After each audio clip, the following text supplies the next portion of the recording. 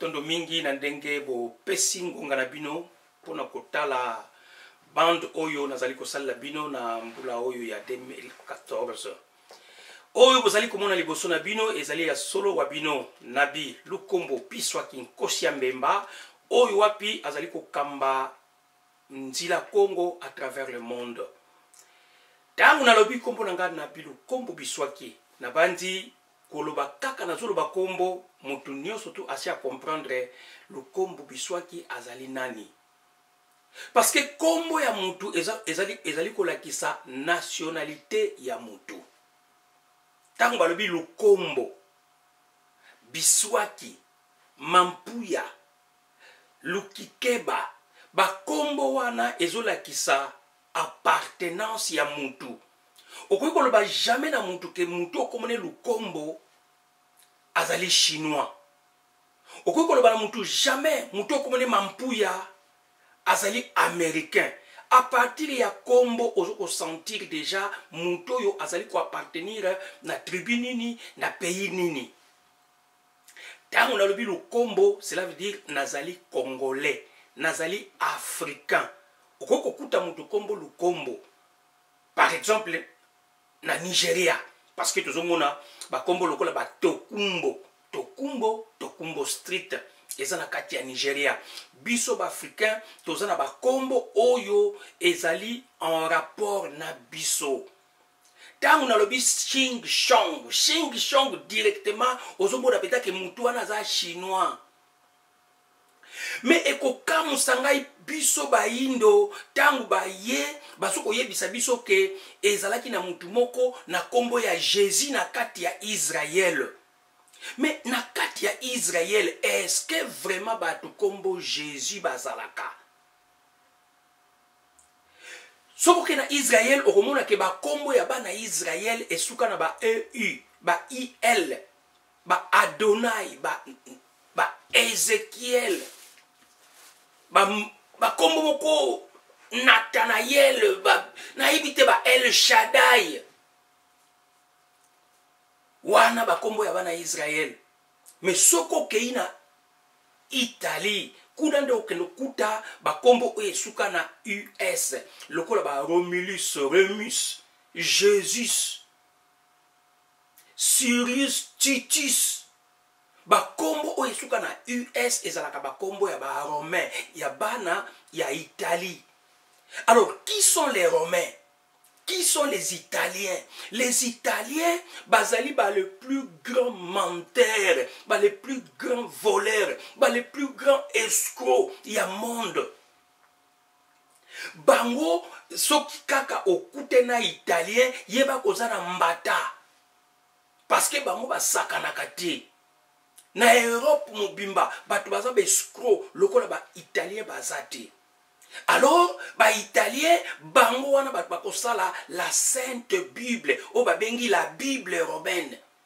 Mais tango balobi la Bible romaine, na ibite peut-être français ezo compliqué biso tika to lo bango na lingala, toto lo bango na Kikongo, toto lo bango na minoko na biso ya africain pour batwa kwa comprendre. La Bible ezali mo o euti na mo Biblos. Biblos, Yahweh bimisi Bible en français. Qu'est-ce que cela veut dire Biblos? Biblos, cela veut dire livre. Livre na lingala balobi mokanda. Tango balobi mokanda ya baloma, mokanda ya ba romain, les livres romains. Le livre romain, cela veut dire mokanda ya baloma. Tango yozo fungula na kati ya mokanda ya baloma, ole omona makambo ya baloma, okomona ka makambo ya baloma te, ozali komona makambo ya ba israélien na kati. Mais pourquoi papa comme la biso que la Bible israélienne? Pourquoi balobate ke mokanda ya ba Yuda? Balobi mokanda ya ba Yuda te mokanda ya baloma, la Bible romaine. Mais na kati ya la Bible romaine, ezana mona makambo ya ba romain te, mais ezana makambo siko ya ba Yuda. Eliki koloba babandina nuna kokosa biso à partir ya titre la Bible romaine. Alors tango yo funguli na kati kuna ozomona na yo makambo ya baloma te, ozomona siko makambo ya bana Israël. Et na kati ya Bible ngo makambo ngo ya bana Israël, mais bana Israël ngo bazana ba kombo to ba identité ya bango te. Évangile selon Pierre. Est-ce que na Israël ba to kombo Pierre bazalaka? Évangile selon Jean. Est-ce que na kati ya Israël ba to kombo Jean bazalaka? Matthieu, Jacques, bakombo nyonso oto zoko mona kuna Esaïe, Marie. Est-ce que bakombo o eza na kati ya Bible eza vraiment bakombo bana Israël? Ndeko tangu yozo koyoka ngai banda kokanisaka na mutu na parce que tata Nzambe tangu asali mutu akamati atie le bien et le mal na kati na mutu. Mabe na malamu ezalaka kat na mutu.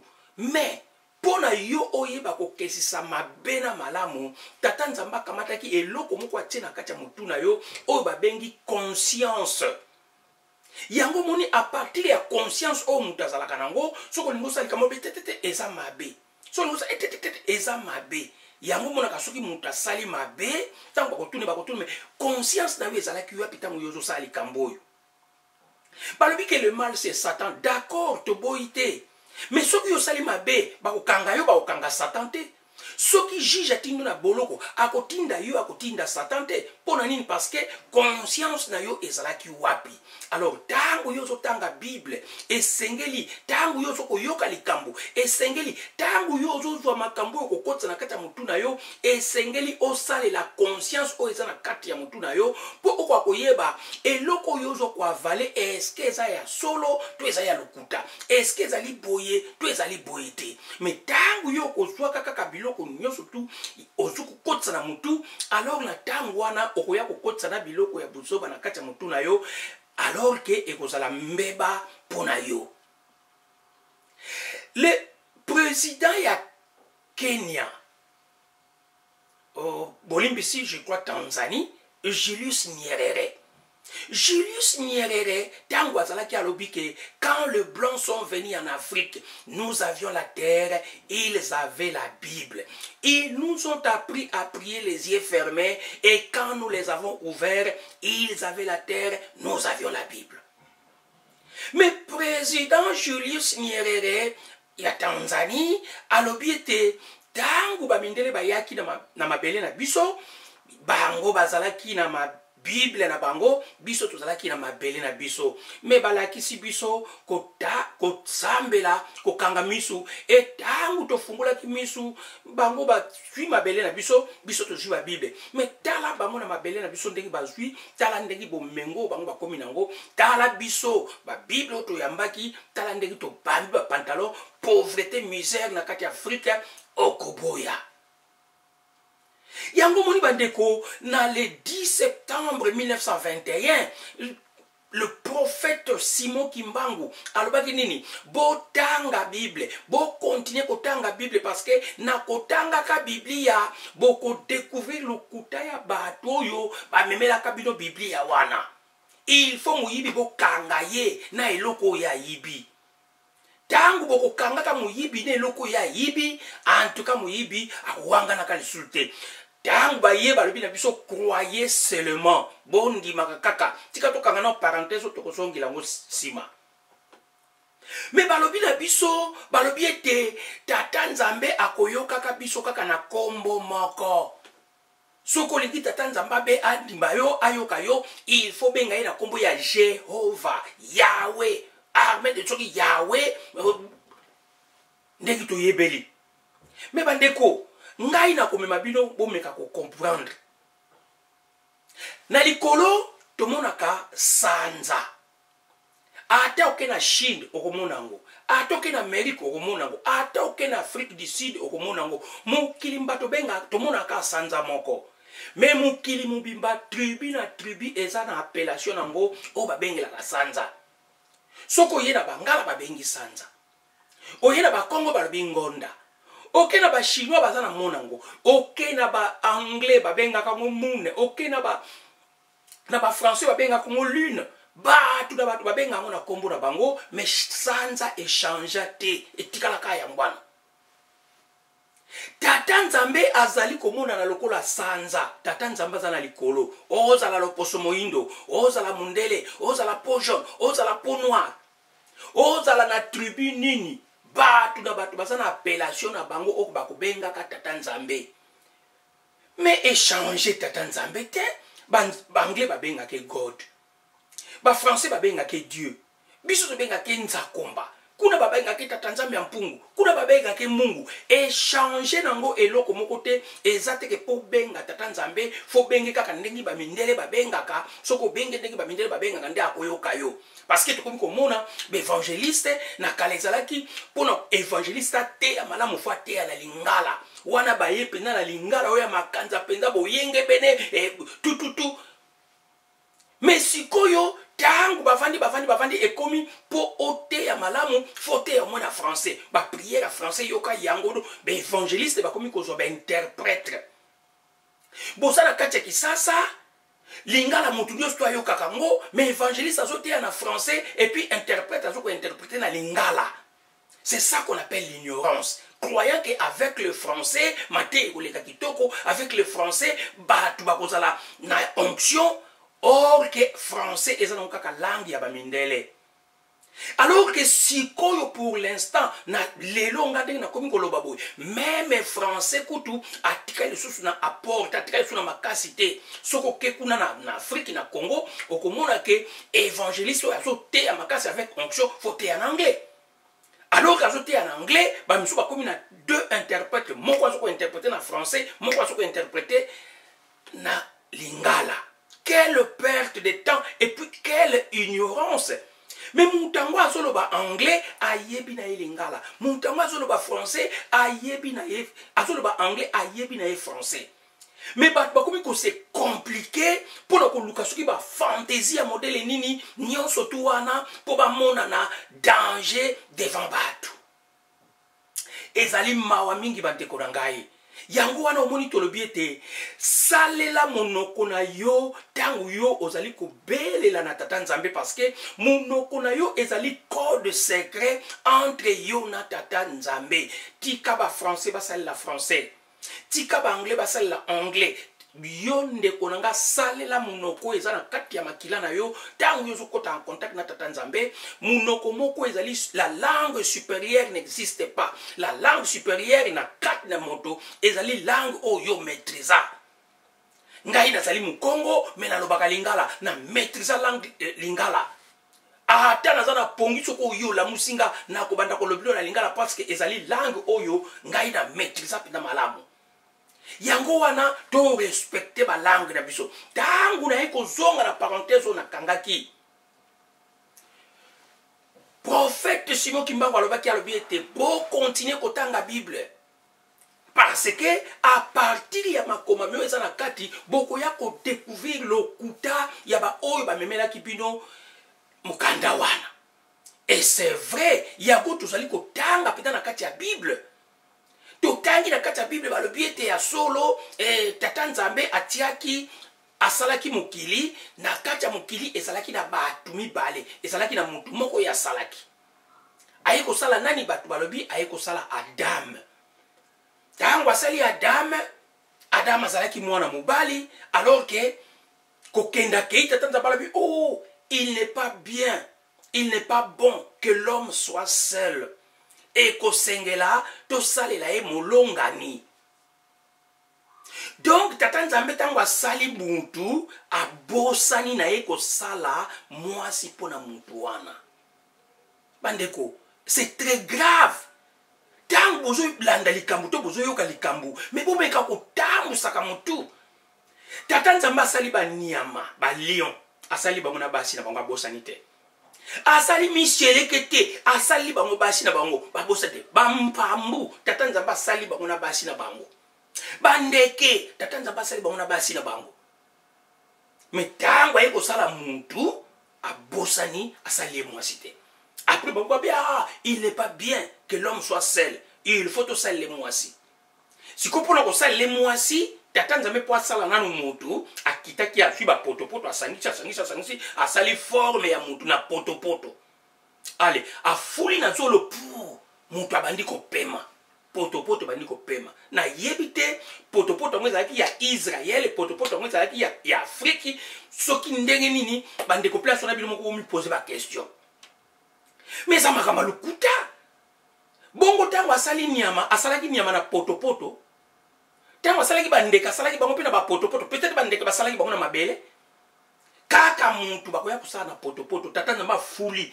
atutisi ba mbebo na ye na zolo ya potopoto potopoto kangami tata nzambe awa et ça va ventir on ça va théâtre de chez nous et ça makama lukuta après mbala moko tata nzambe alobi il n'est pas bien que l'homme soit seul il faut to sala molongani na yebite soki potopoto esilaki po bakamata aboma lisusu moto ya salaki balongola mopanzi moko bakende kosala mwasi basala na mopanzi ya mobali konte mipanzi awo komona koto na koto mipanzi za ndenge moko mopanzi moko elongwa te eza ba théâtre de chez nous. Adam na hébreu cela veut dire homme, Ève na hébreu cela veut dire femme. Donc tant bazoloba mutu ya yambo ezalaka Adam na Ève ndeko nazo senga na yo oyeba yango ke balobi batu ya yambo ezalaki mwasi na mobali. Cet homme et cette femme là n'avaient pas de nom. Ba pesa biso ba kombote. Pourtant balobi Adam cela veut dire homme, tant balobi Ève cela veut dire femme. Mais Adam na Ève baboti Caïn na Abel. Bana bazu ba kombo me batata bazana ba kombote. Caïn abomi Abel. Tangu Caïn abomi Abel, tata nzamba zo tuna Caïn. Wapi ndeko na yo? Caïn alaki na respect azo songisa tata nzambe réponse otiaki ngai gardien ya ndeko nanga. Yo ko pesa réponse ndeko na pa tata nzambe. D'ailleurs kutu voix wana kata moko yo kango na yo moko kolenga te. Yo tiaki ngai gardien ya ndeko nanga na kengela ka ndeko nanga tata nzamba bio si obomiye. Osi obomiye yango wana lokola yo bomile kila ndeko na yo na kotia yo elembo ya mutane. Pardon, kotianga elembo ya mutane te parce que so kotianga elembo ya mutane partout na ko bando kende ba bando bomanga partout bando kende ba bomanga na banani parce que mukili bosaka botikali ka misato. Malobi partout na ko kende ba bando bomanga donc Caïn ayebaki que partout batu pe basaka na bango lisusu. Caïn akolongwa bisika wana kimi tata na ye akena mboka moko babengi Nod. Ouvrez la Bible bofungola Bible botanga. Akena mboka na babengi Nod. Azwi ine nodeyene. Esika wapi akobala bakobota mwana bakopesa kombo Enoch. Les nodeyene nani asalaka bango nani abotaka bango. Question. Alors que tata nzambe pona koyeba le centre ya mukili a planté nzete na kati ya jardin d'Eden o babengaki l'arbre de vie na arbre de connaissance. Tata nzambe alobi bolia na bino biloko nyonso tout mais attention bambuma o bomeka kolia yango te soki bomeka kolia yango bokokufa. Mes frères, yo vraiment kokamata na kati ya ndako na yo na mesa okamati otie ba bonbon na ba biscuit otie wana pre oyibisi bana na oke bomeka kolia ba bombo te so bomeka kolia ba bombo bokokufa. Kamata ngo tiango likolo ya armoire bana ba kokomata te tango tiango wana na mesa c'est que yo bandi ko tenter bana na yo soki bana baliango bakufi donc yo nde tata muto bomi bango. Alors que bango pe bati balbi to kolia ngo te batiki wana nyoka aye na tango akala ba nyoka banda ko loba ndeki Bible ezo lakisa biso nyoka ya bandi ko yebisa Adam na abandi ko yebisa Eve boliango soki boliango bokufa te me bokoma neti ye. Allez bali tango balé ba se retrouver Eve abengi su mobile na bio ya katolia nze ezala ngo bien na sina lao Adam balé tango tata nzamba ye azotuna Eve Adam ozali wapi bazongi si réponse balobi tozali awa mais tozali mitakala bandeko to mituna question tozali awa mais tozali mitakala avant est-ce que balataka bilamba parce que natango la bilamba ya lakate mais comment bakoloba ke tozali ki mitakala parce que tata nzamba salaka bango d'abord mitaka basalaka na bilamba te. Mais réponse bako pesa que tozali a tozo bomba pona ni to se retrouver nu. Est-ce que liboso bazaki na bilamba? donc ezolakisa ke eza makambo ya lokuta, eza makambo ya lokuta bandeko. Tozali awa me toza mitaka. Est-ce que liboso bazalaki na bilamba? Liboso tango ava balia mbuma bazalaka balataka bilamba. Kaka tango balie mbuma baye ko se retrouver mitaka, baye ko mona ke bilamba elongwe, bilamba nini balataki. Pourquoi pesa réponse on a que toza awa me toza mitaka? Ça c'est le mensonge. Alors que bandeko to sauter na biso côté kuna parce que toza pena na timing te ya kovanda côté kuna, mais bo vérifier ka makambo ya Bible boko ya komona ke ba kosaka biso na ndenge ya kosakana te, tellement conscience na biso to tiaka ngote to banaye ko ndima na biso makambo ndimila. Alors que baye ko bimisla biso mwana na kombo ya Jésus. Et Jésus oyo azalaka israélien mais na kombo ya ba romain. Balobi Jésus kobota mabotami aye po aya kokufa pona mokili mobimba. Oyo nyonso akondimela ye akokufa te akobika. Yesu aye kokufila mokolo mobimba. Mais tolanda nanu origine. Na tango wana à cette époque là mokili batu bazalaka na force o bazalaka kokonza ba pays nyonso tu ezalaka Italie, Rome oyo basala biso meme Bible.